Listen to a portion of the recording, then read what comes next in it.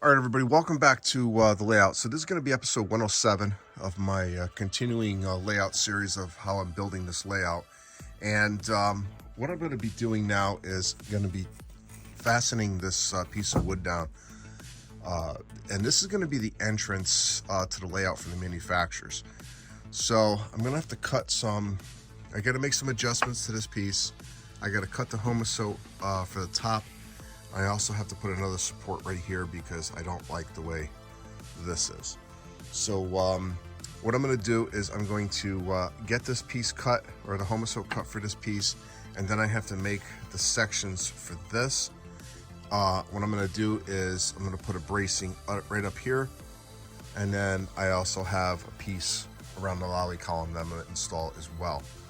So what I'm preparing for is a friend of mine is coming over to help, and we're going to be putting in the lift bridge. And the lift bridge is going to be mounted inside here, and roughly it's going to be something like that, or something like that. I have to measure everything out, and then what it's going to do is connect with the manufacturers right here. So I'll show you the lift bridge.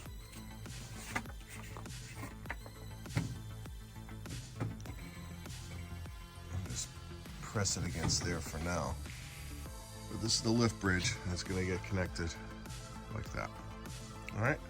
So next step is to go upstairs, cut some wood, and then get this Homasote cut. So we'll be back, and I'll show you some more progress. All right. So I got the piece all set, ready to cut, and I traced it on a brand new piece of Homasote. Now, you can cut this out with a circular saw if you really wanted to, but I don't recommend it. I've done this before with circular saw, and it's really not worth the mess it makes. So what I switched over to doing is using a regular sheetrock knife and then a large snap blade. Again, you got to be careful when you're using this stuff. These blades do skip and slip, and when you're using them, so you got to make sure you don't accidentally cut yourself. So make sure you take the safety precautions you need if you're using any type of cutting tools. All right, and then what we're going to do is I'm going to cut this section out, and then get it fitted. So we'll be right back. All right, so I got the Homasote cut. Ended up using a regular blade on it, and then I got out the jigsaw and I cut around the lolly column. So the next thing I'm going to have to do is get a new piece of wood here, and then I'm going to put a piece of Homasote here and just to box it in. So the next step is to cut the supports for this. I'm going to cut two of these pieces, and then two of the vertical sections as well. So let's get back to it, and then I'll show you some more progress.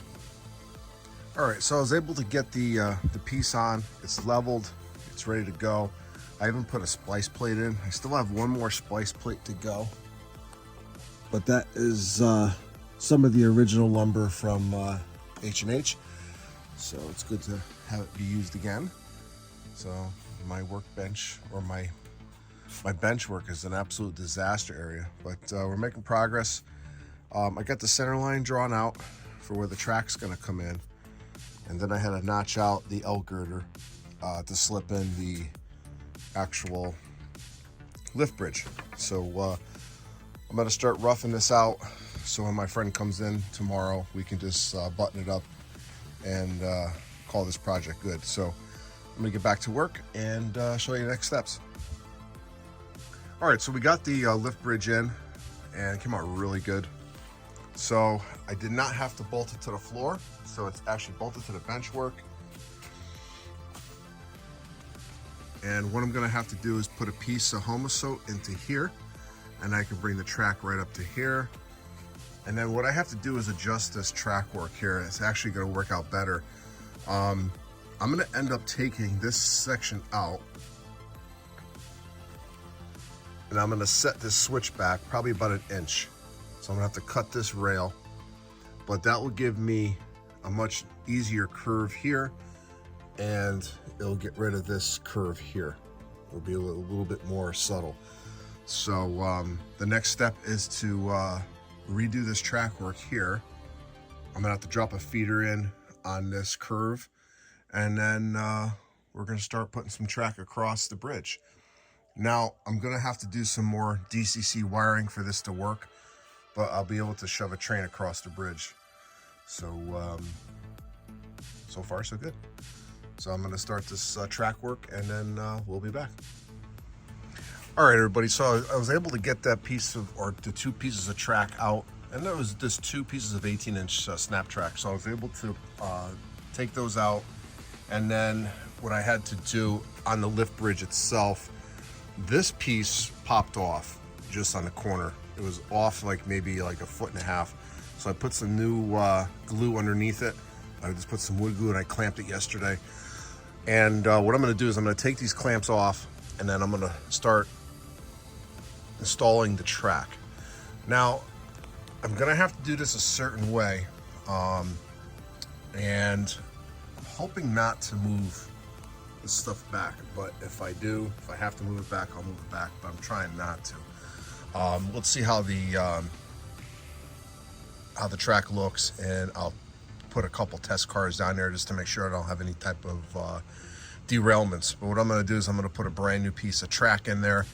I try to use a used piece, but I'm not sure if it's going to be long enough or not. So I'm going to test it out with a brand new piece of track. I'm going to run a couple cars on it, and then we'll see how it looks.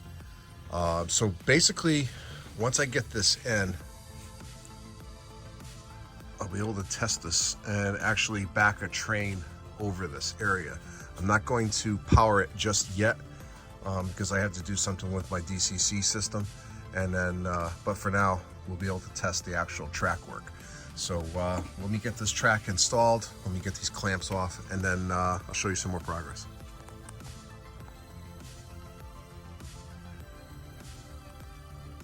All right, so the repair on this section of the bridge was successful. Before I put the track in, I want to show you how we mounted this. So basically what I did is, this was the piece that came off the old layout, and I notched it in to the bench work here, and then my buddy came in, we put an extra piece in there. So it's all bolted, it's on a hinge, and it's actually a spring-loaded hinge, so I can actually change the tension on that spring. And it basically just sits inside this cradle here. All right, so underneath is just a simple lock. This drops down, and it sits in there like that. So if I want to, see if we can do this one-handed.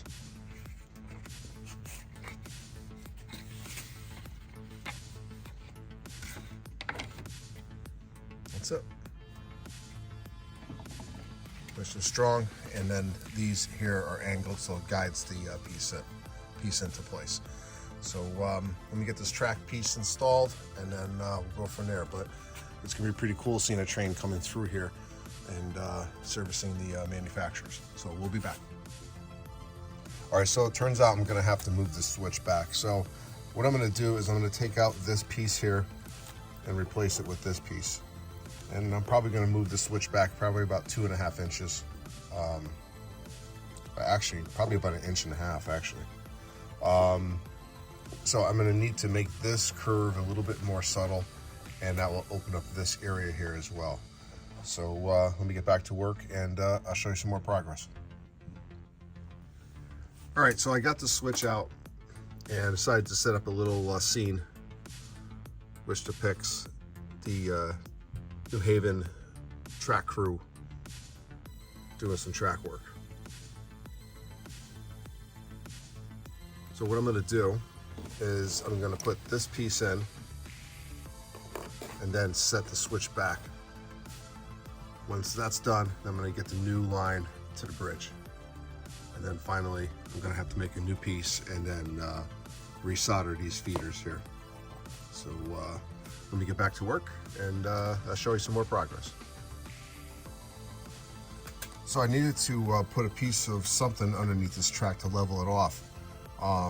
because of the irregular shape of the or thickness of the Homasoap. So I had to compensate for that. So this is a one of those little coffee cup holders. I always you grab these and you can model with this stuff. So and it works very well with doing track work. So all right, let's get back to work.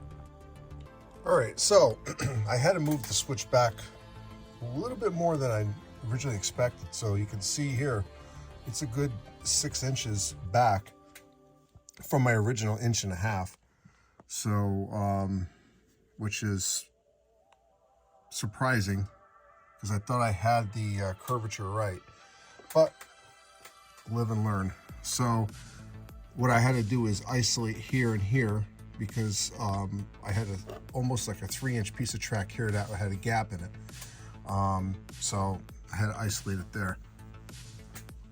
Now, hopefully, I'll be able to get a nice gradual track into this section here, which feeds the engine house and also the scrapyard. So I'm going to be using this recycled track from the old layout. So hopefully I can get this in here, and then I'll get this cut, and I'm going to test the layout out. So hopefully we can get this done tonight. So I'll be back. All right, so I got the all these tracks in. Now I'm going to test them just to make sure that I'm not going to have any type of derailments. Eventually I'll run an engine on here, but before I put the actual feeders in, I'm going to have to re-drill this section of the feeders. I had to adjust the track just a little bit this way. It did not affect this switch at all, or very little. I just had to move it maybe like 1/8 of an inch, but it should be fine as far as the rolling stock goes. But we're going to test it nonetheless. And this is what I have for cars. Make sure everything is on. So I have some 40-foot and some 50-foot cars. It's pretty cool seeing trains on the bridge.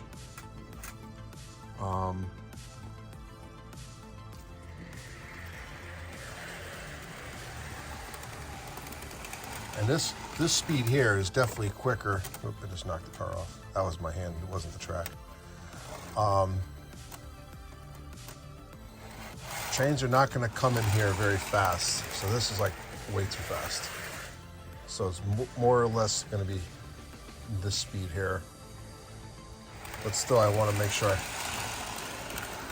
I'm not gonna have any type of issues. All right.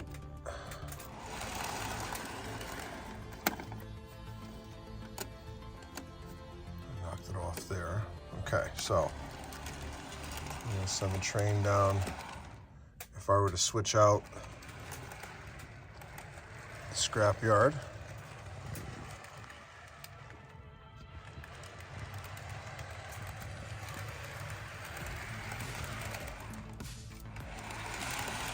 and before I ballast any of this track, it's definitely going to be tested numerous times. Yeah, I just lost another one. I think I'm actually pushing them off the rails there. Let me just try grabbing it from the end.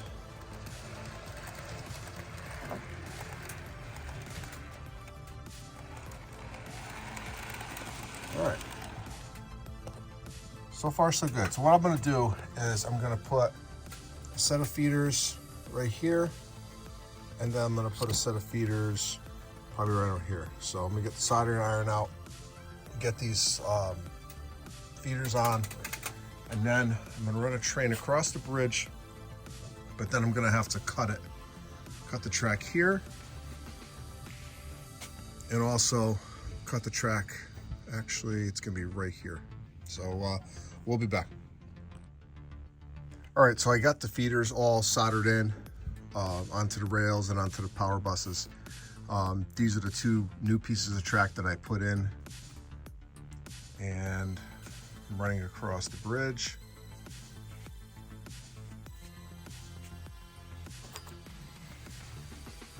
Onto the layout. And this is going to be a new addition to the layout for a Craftsman kit. This is Seawolves Foundry. So forward to switching that out. But let's run a train for the first time, connecting both railroads.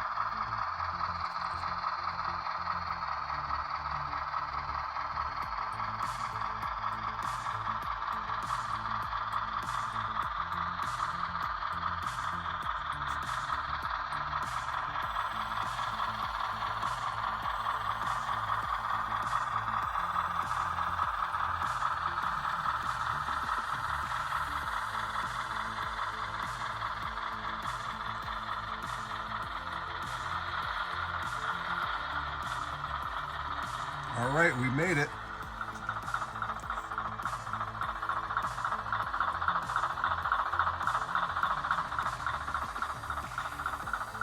December 7th, 2023. Locomotive crosses the bridge to the main layout.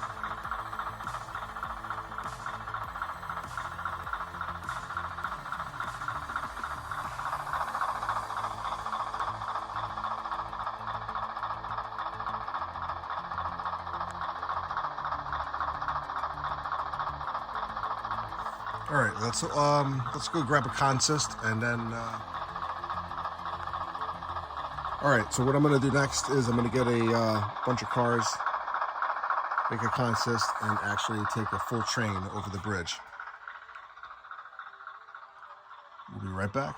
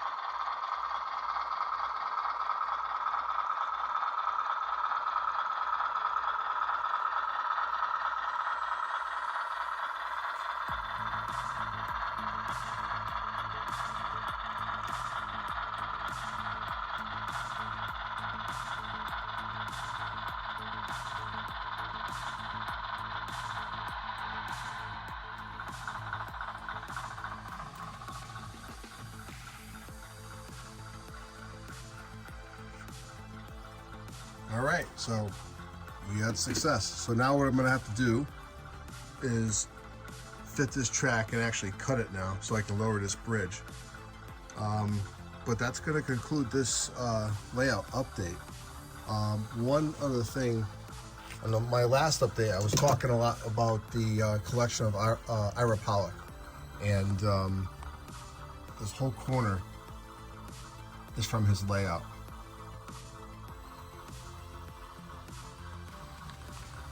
So I really think it looks really good, and I like how it's blending in with this structure here. So this whole scene is really coming together. All right, so that's gonna do it for this layout update, and I'm gonna have one more premiere video before Christmas, so look out for that. So this is Ron New Haven Rails. Thanks for watching. See you at the next layout update.